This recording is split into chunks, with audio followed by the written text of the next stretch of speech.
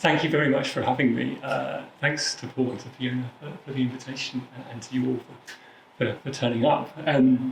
I should just say before we begin that this photo that I'm beginning with is not a photoshopped image. You might have suspected I've fabricated that image. It's not. It was taken about 3 years ago in a place called Naipan in the central Kalahari, where the local population of meerkats are so habituated to human visitors that they come out of their burrows to have a good look at those that have come to look at them. So there we both are, observing each other. And you can see the bubble, can't you? Who is this absurdly huge thing? Virtually indistinguishable, in all sorts of ways. I'm beginning with that image because I want to talk about what distinguishes humans and animals. And I suppose if we're thinking about one thing that we might draw upon to do that difficult task, we might look to the anthropologists and think about the work of Tim Ingold, who says to us that it has to be the fact that humans are the only animals that ask who they are and how they should live, and that look to the lives and doings of others to try and answer that question. Who we then think we are, what sense we make of ourselves, a classicist might add to that, perhaps relies upon the stories we tell ourselves about our pasts and the way in which we use them to anticipate our futures. And so if there's one thing that I want to use to differentiate myself from my meerkat, it's the idea that perhaps I'm the animal there that historicises himself. And so I'm the animal that finds his humanities in his histories.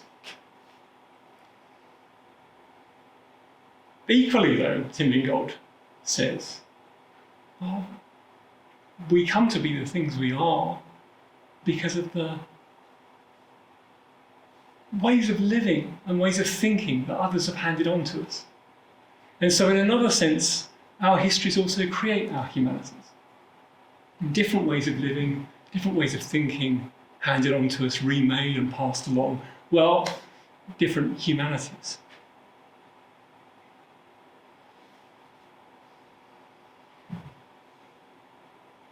Ingold's point, I think, is that as Homo sapiens, we bear the signs of the histories of perception, of ideas that mark us out as animals of certain kinds. So we have to think carefully about the stories we tell about our past in order to understand the kinds of beings that we come to think we are. About 2 years ago, in the midst of COVID lockdown, I finished the final draft of the book that Paul introduced to you. It's called Humans Among Other Classical Animals. And it was conceived of as a post-classical intervention in a new series by Oxford. And it took its cue from the unique affordance of crisis to shock us. And to shock us out of what the grandfather of all Western ontological crises, Parmenides, wryly called much experienced habit. I love that phrase. To recognise, as Sarah Ahmed beautifully puts it on your slide there, that the lives we're living are not necessary ones. That there are other possibilities, other lives, other humanities, in fact, other ways of being human. Indeed, other humanities beyond the human, we might say, that exist beyond the lives that we have. And so also other futures that we might look forward to.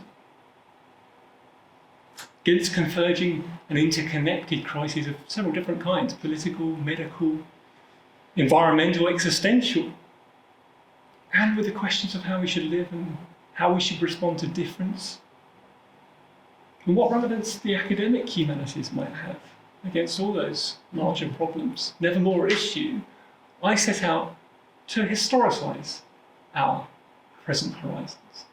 And by thinking about the past worlds implicit in them, also think about perhaps new vistas that we might look to answer and respond to those current contemporary dilemmas.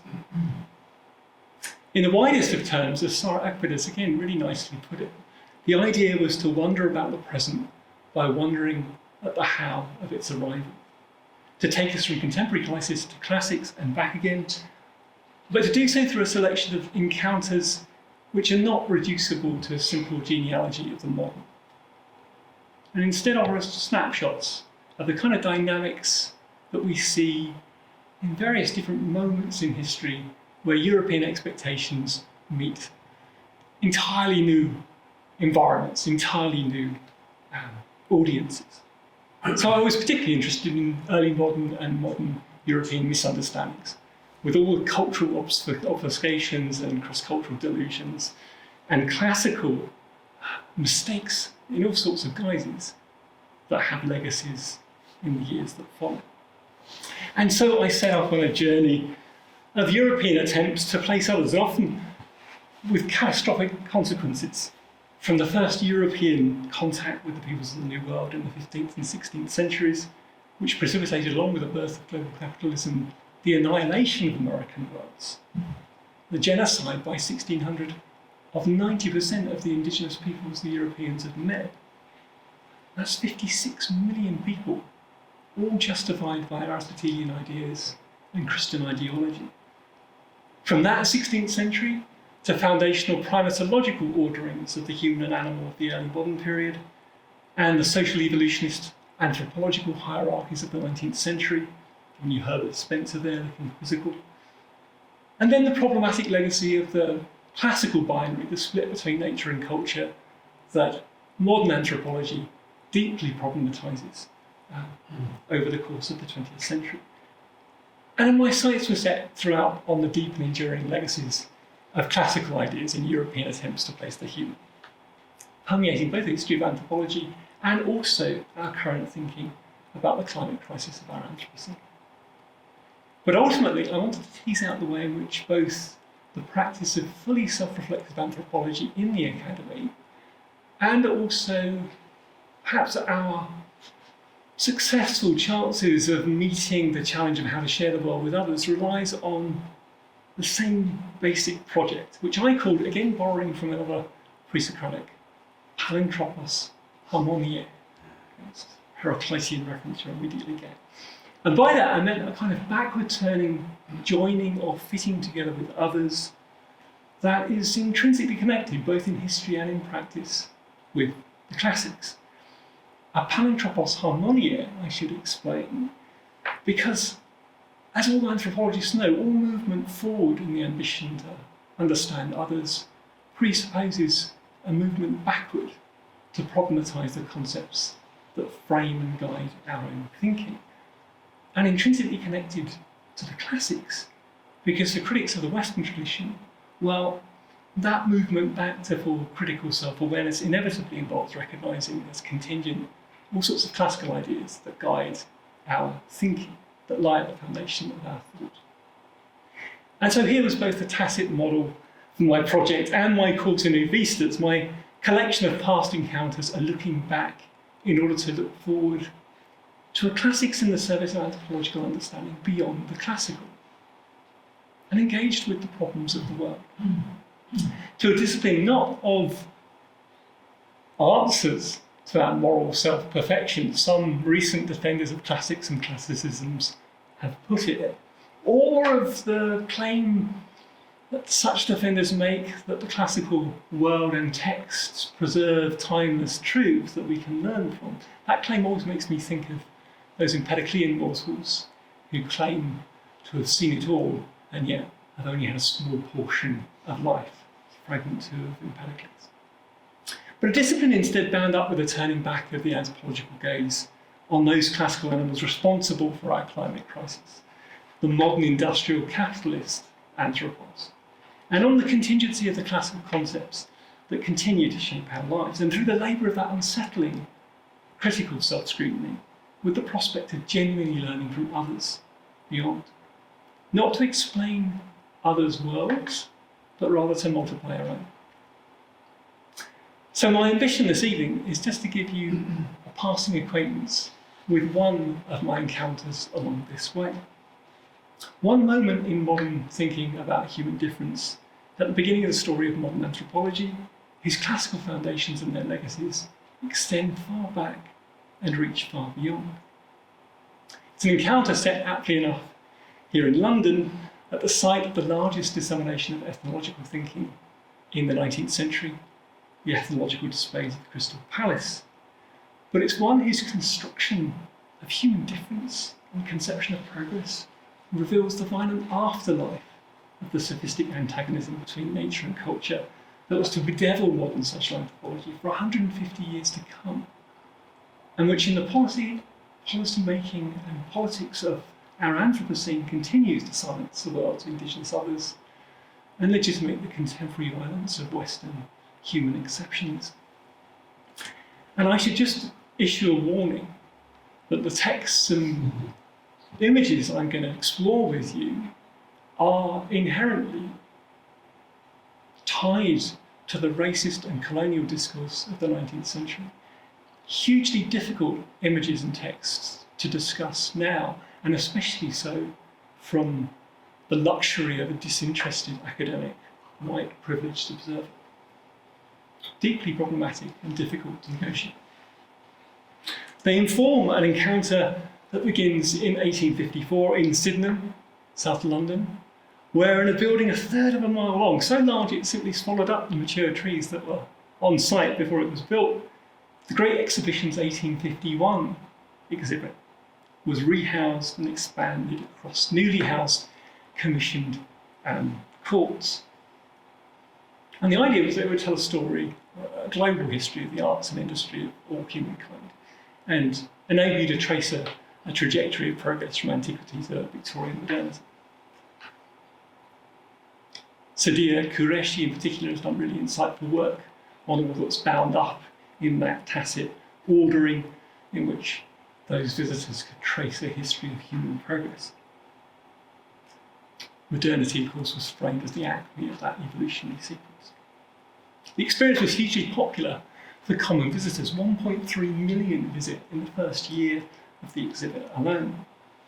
But as the wider public entered this vast building, and they did so through this entrance on the far left, train entrance in the south transept, they first encountered a world of natural history, a department of dramatic dioramas featuring not only exotic plants and taxidermic animals, but also life-size painted casts of indigenous peoples, many constructed actually from indigenous contemporary performers that were circulating in London at the time. And all those were arranged in a kind of virtual geography, which attempted to enact in its own opportunities for encounters a kind of hyper-real ethnographic experience for the visitors coming to see. Designed by the ethnologist Robert Gordon Latham, who was author of The Natural History of the Varieties of Man in 1850, and who was pupil of James Coutts Pritchard, who was the champion against the race theorists of the idea of a single origin of all humankind. These natural history courts were committed to telling a single human story and distinguishing humans by ethnos, by their ethnic groups, and humankind from the animals. But in their framing of ethnology alongside zoology, Latham's dioramas also invariably tell the story of Victorian civilization and consumption, of the Victorians' ideas of savage nature and the wild and their own mastery over it, in which the collocation of humans and animals could only hierarchise, exoticise and primitivise some non-Europeans. The same tactic actually was not uncommon in Victorian travel writing and in other imperial exhibitions. I've given you the frontispiece here of Alfred Russel Wallace's The Malay Archipelago, published in 1869, which gives you a wonderful example of how European, wonderful, qualified, hugely European authors are exploiting the possibility of hierarchalising others by using the imagery of animal savagery. So you have a violent encounter picture between a Dayak, a Malay, and an orangutan, who are depicted in a sensational mortal struggle. One is anthropomorphised just to be big enough to bite the other in the chest. The other is rendered totally helpless by the grasp of his assailant and bestialised by the table-turning caption. So Wallace's main text further explained that the hunting Dyaks here couldn't save themselves from the savagery of the animals until the Europeans stepped in to shoot them. But for a reader who knew the Europeanised meanings of the Malay term, Dayak, means savage for the Malay. It's not a Malay appellation at all, it's a European term used to describe an indigenous group. The frontispiece text and image work together to imply the interchangeability of the human and non-human animal. One, a savage who is a person of the forest, orangutan. The other, a person of the forest who's a savage. Notably, even while statedly committed to preserving the dignity of his indigenous subjects, Latham's ethnological guide to his exhibit expressed a not dissimilar animalisation of the Malay, who was a type of animal, I quote Clements, capable of working himself up into a fury of so far yielding to some spontaneous impulse as to become totally regardless of the danger he exposes himself to, and liable to rush forth like an infuriated animal, attacking all who fall in his way, until having expended his morbid fury, he falls down exhausted. But even as such characterizations affirm Victorian hierarchies, some viewers of the ethnology nonetheless took offence at Latham's juxtapositions because they challenged man's allegedly natural dominion. Concerned with the moral implications of amusing the public with such displays, which was a form of consumerism she felt rendered savages of both the viewer and the viewed, the art critic Lady Elizabeth Eastlake held that the palace's natural history courts inevitably diminished rather than ennobled humankind. She wrote, far also from the savage being sustained and kept in countenance, as these assumed classifications imply, by the presence of wild animals around him, it's just the reverse. They are given under the highest aspect of life, energy and enjoyment, of which their nature is capable, he in the very lowest. Is this the creature crouching, cunning, stupid, with face bedaubed with blue paint and features mechanically distorted, to whom the beasts of the field and birds of the air, all beautiful and healthy and true to their instincts as they are, were put in subjection? Why not rather studiously avoid a juxtaposition so false in its conclusions, in which, as an animal, he doesn't stand the comparison, and as a man, he cannot keep his place? Since the natural world, Eastlake assumed, reflected divine design and providence, the best exemplar of mankind, by contrast, she argued, was the civilised European version, to which nature was subject, and whose mastery was evident both in the hyper-reality of the animal exhibits, the fact that they were so lifelike, and also in his unquestioned power over them as viewer. This was man, she wrote, in his only true state of nature, at least in appearance, monarch of all he surveys. And so the very scientific perfection of the animal displays, each featuring an ideal type of its species in an exemplary pose, as natural history displays do, was for Eastlake inherently part of the problem. Because in Latham's presentation of non-European man, as a natural history specimen himself, alongside animal exemplars of that kind, there lay the allegedly false implication that non-European man was both a comparable exemplar of man, the master species, and in his close association with animals, also less than that man too. Because in the biblical narrative of the fall of man, which posited an original harmony between man and nature, and in 18th century theories of stadial progression, which posited humankind's gradual separation from the natural world, man's place, his dominion over all the earth, was marked by his cultivation and commodification, and when necessary, extermination of other animals. As Georges Louis Leclerc, the Comte de Buffon, wrote, civilization on the stadial model meant the useful species of animals transported, propagated, and increased without number, the noxious kinds diminished and banished from the abodes of men. That, he argued, along with 1,000 other monuments of power and glory, sufficiently demonstrate that man is lord of the earth, that from the remotest periods of time, he alone has divided the empire of the world between him and nature.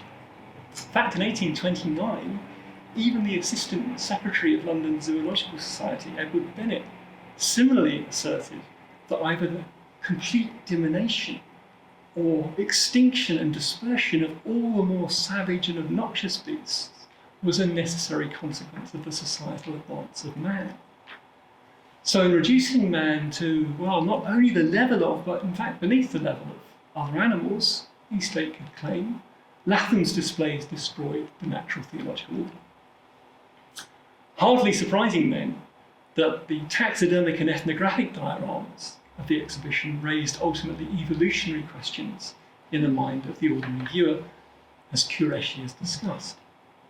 The shilling visitor, the Crystal Palace Herald reported, could invariably be found amongst the stuffed animals intensely taken up by the strange and questionable shapes of his fellow man, where he could make his own comparisons, the reporter said, like the monkey at the looking glass, exclaiming before the chimpanzee, "Is he not man and a brother?" Criticising the mass public's tendency to visit the refreshment area by the entrance of the palace in the south wing first, and then Latham's natural history courts second, the social theorist Harriet Martineau similarly drew contrasts in the visitor appeal of the courts that differentiated European visitors along the lines of class-specific tastes and spectatorial competencies, transposing the exhibit's apparent implicit evolutionary trajectories from the displays to their appreciative audiences. The savages without, she suggested, drew out the savages within. The labourer in the smock frock wanders with his hands in his pockets from one group of savages to another, she wrote, evidently wondering whether all these brown fellows and yellow termagants are really men and women. But then the same labourer in the Greek court is a pitiable spectacle. He saunters on, swinging his feet in his thick shoes, looking up vacantly at the images in which he sees as yet no beauty. But when he arrives at the elephant in its rage and pain, or where the wounded tiger and the hunters are confronting each other, his dull face lights up, and he stands for half an hour before a single group. What a splendid opportunity is this for the comparison where not only are the animals seen in an appropriate environment, but their human neighbours also, most accurate and strangely lifelike. The rustic accustomed to live among the dull or the genteel is profoundly struck by the passionate countenances of the savages who are at war or hunting. The larger context for such responses was the palace's stated trajectory of progress, informed by 18th century stadial theories of social development, which posited the progression of all peoples through several, usually 4 stages of cultural advancement from savagery to civilization. Within that model, a group's relative progress was reflected in its customs, and so ethnographic mores provided important cues to position in the implicit hierarchy. But for many stadial theorists, the lowest state of mankind was the pre-cultural state of pure nature, in which man had existed in a bestial condition, and so man's relation to other animals in nature also unambiguously communicated his relative progress. Some Enlightenment writers like Jean-Jacques Rousseau, for example, had idealised that state of nature as the domain of what was subsequently called the noble savage, so a domain of, in Rousseau's terms, peaceful humans who were, as animals, driven by a natural sympathy for each other and lived in harmony, had happy and free lives, and were corrupted only by civilization. And that was Rousseau's contemporary critique of politics. But naturalists like Comte de Buffon imagined instead a predominantly hostile natural world and held that it was a positive distinguishing feature of all natural human groups that they'd risen above the state of pure nature by collaborating together to assert their control over it. So dominion was everything. Exposed to the curses of all the elements and naked in spirit and body, Buffon wrote, while the first men were victims of the fury of ferocious animals, of which they could not avoid being prey, he said, unless they united first to defend themselves in numbers, then to help each other, and to work in concert to make dwellings and weapons, and eventually gain mastery of fire. His contemporaries Voltaire and James Burnet voiced similarly pessimistic visions of pre-cultural man in this kind of a struggle, a dispute with wild animals for the empire of the earth, but weaker by nature, and so not well armed as many of the beasts of prey, and so the natural prey of all those beasts, and devoured by them. That position is quite common in Enlightenment thinking, commensurate with the beginnings of theorising the human as a separate entity from the animal kingdom, from the natural world. But it also is hugely indebted to an exercise of ideas that can be traced back as far as the 5th century BC amongst Greek thinkers like Anaxagoras and Protagoras and Democritus.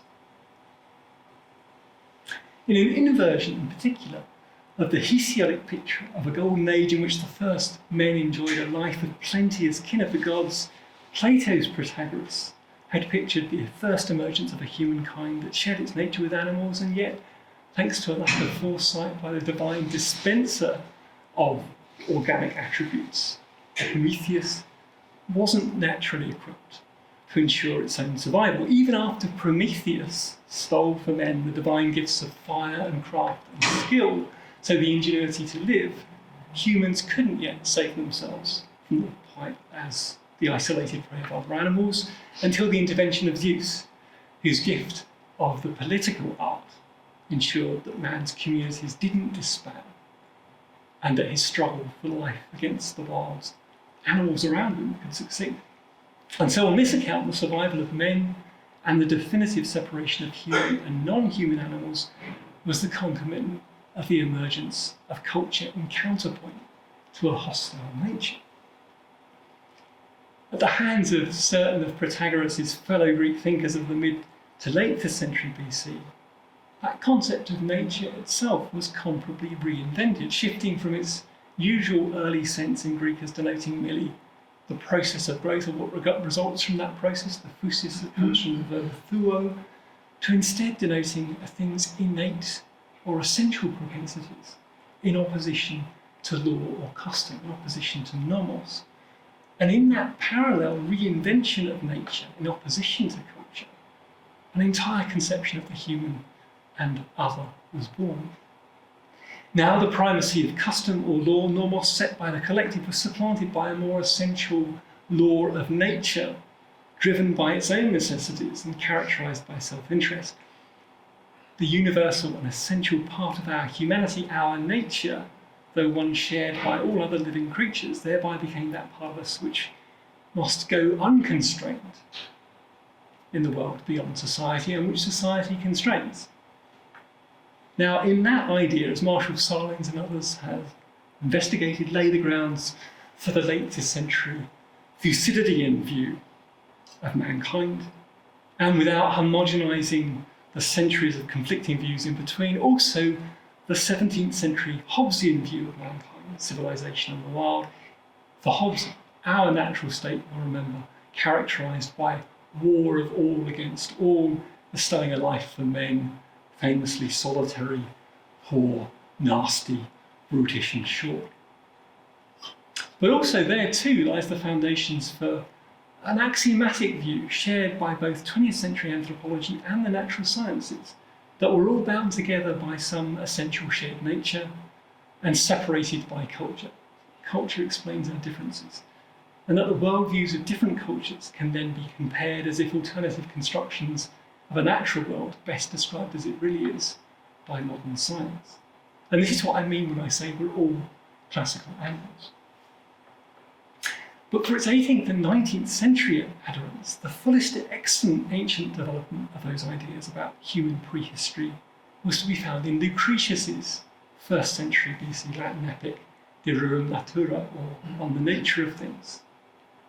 In Lucretius's story, the first men were similarly animals situated in between those beasts they could hunt by hurling rocks or wielding clubs, and those by whom they were hunted and savagely killed. And so man at first in Lucretius wandered in a way that was comparable to beasts, enduring a lawless state of nature characterised by primal violence. This was the desperate beginning from which humankind set out on its process of development up to Lucretius's present. But that development itself for Lucretius wasn't wholly progressivist.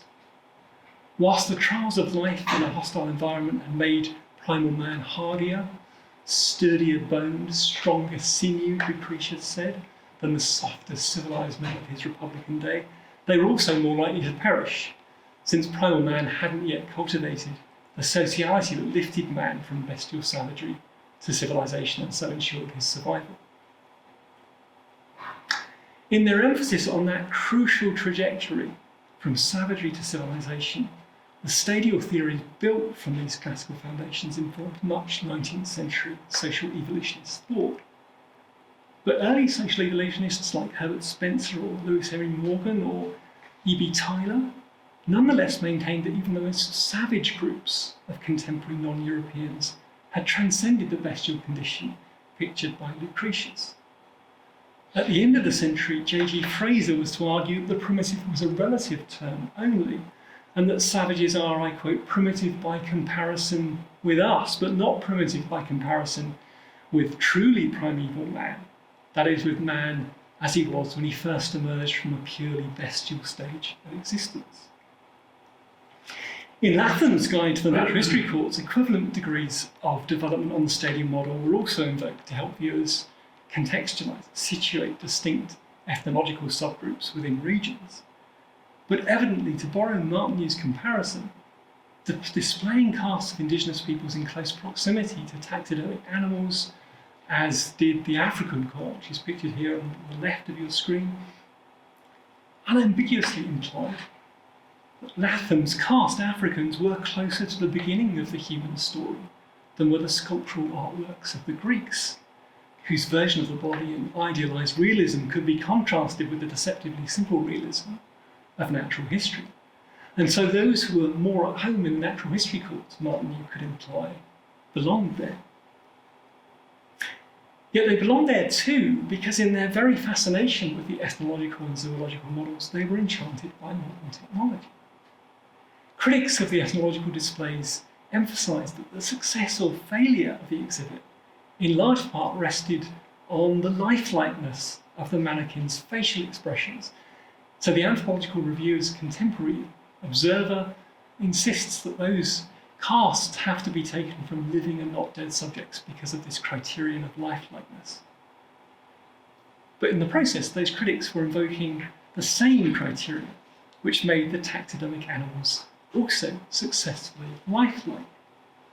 Martin used naive labourer struck as much by the elephant in its rage and pain as was the rustic by the passionate countenances of the savages, but unable yet to see the image of beauty in classical art, could therefore himself be recast as an image of the savage enchanted by modernity, his formerly dull face lit up by the faces of men and beasts, which were themselves similarly enlivened.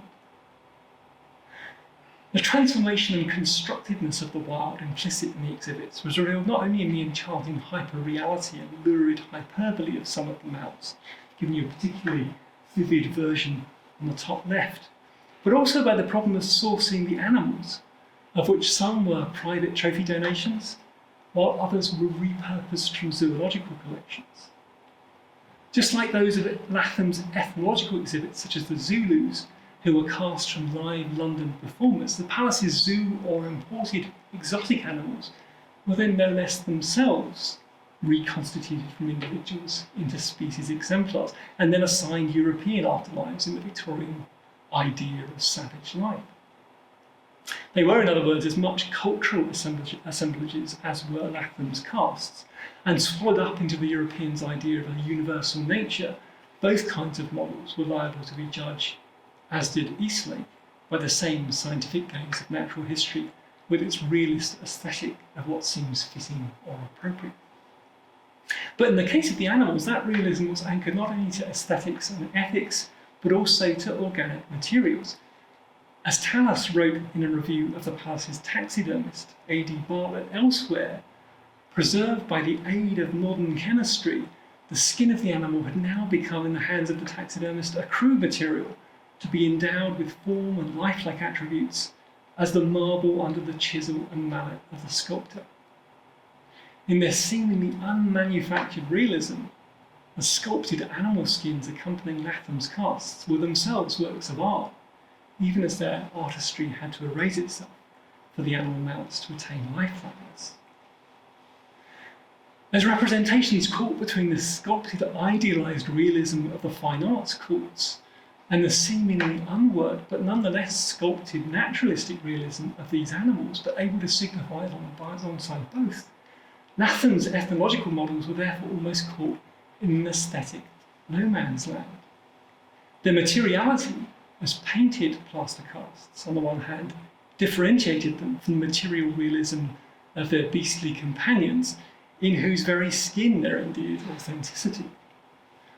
But as Martin observed, in their own scientific vividness, they still stood at some remove from the idealised realism of the classical sculpture casts, which in their unfinished bare plaster exemplified the classical aesthetic of beauty so iconic for the Victorians of civilization. But the fact that the ethnological casts were also painted in striking colours, as Kate Nichols has shown, ironically closed that gulf, problematising the Palace's experimental revisionist approach to the classical aesthetic by drawing them into unsettling proximity to Wyatt and Jones' controversial trial of Greek artistic polychromy, which was then much debated amongst Victorian art critics because vibrant colour signified the animalistic and the primitive. To make matters worse, the primitive nakedness of the ethnological casts was encoded with implications of moral degeneracy, and so juxtaposed to the idealised nudity of the Greek and Roman sculptor casts created further congruences and dissonances with the connotations of civilization inscribed in the classical ideal. In the conjuncture, in several ways, European pasts, primitive and civilised, disturbingly converged.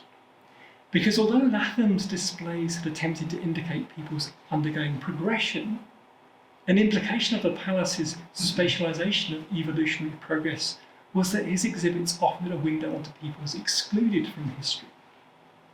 Slotted into the living scroll of human progress as specimens of natural history, the ethnological models could at best merely embody, as did, for James Fraser, all savages, a human document, a record of man's efforts to raise himself above the level of the beast.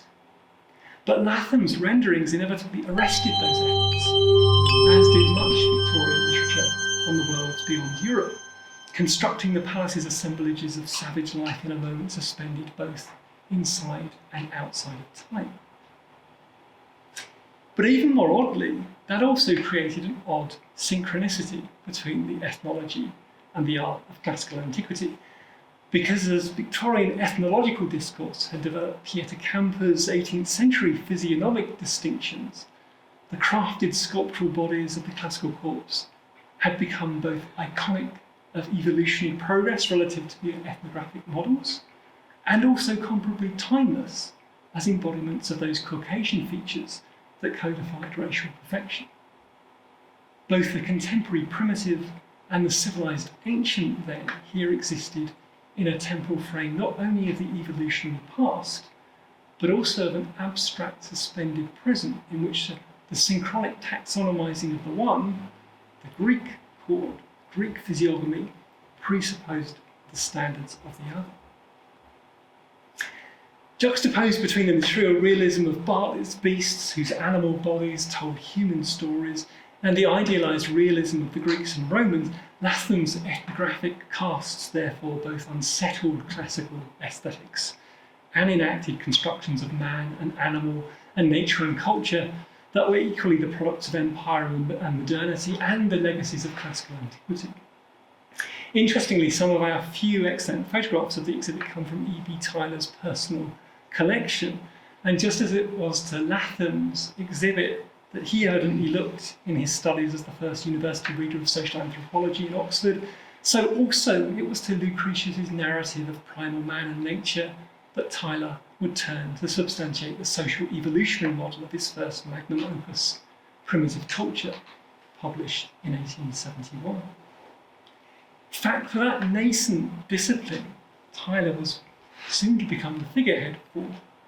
The exhibit's classical legacies perhaps extended even further, because in prompting questions about human difference and the development of human crime through dioramatic encounters, the Palace's natural history course arguably laid the ground for what would at the very end of the century become anthropology's defining practice, the close observation of, I quote, primitive humanity in its natural state, in a physical place constructed for the discovery of difference, known significantly as the field.